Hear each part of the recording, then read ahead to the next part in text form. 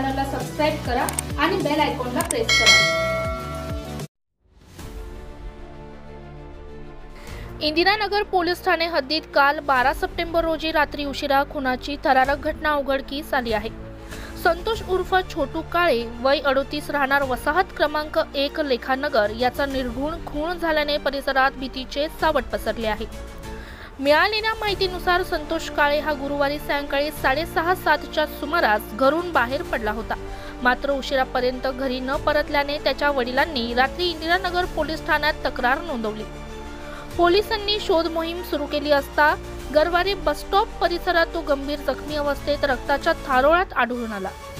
तपासात तो घटनास्थळीच मृत झाल्याचे निष्पन्न झाले। प्राथमिक चौकशीत 2 अज्ञात व्यक्तींनी दगडफेक वार करून संतोष याचा खून केल्याचा संशय व्यक्त केला जात आहे। घटनेची माहिती मिळताच इंदिरानगर पोलीस ठाण्याचे अधिकारी व कर्मचारी घटनास्थळी दाखल झाले। पंचनामा करून मृतदेह पुढील तपासासाठी जिल्हा रुग्णालयात हलवण्यात आला आहे।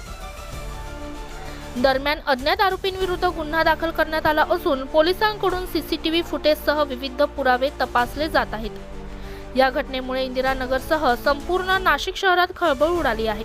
पुढील तपास इंदिरानगर पोलीस ठाण्याचे पथक करत आहेत। ब्युरो रिपोर्ट रणजित झापर्डेसह स्टार लोकशक्ती न्यूज नाशिक।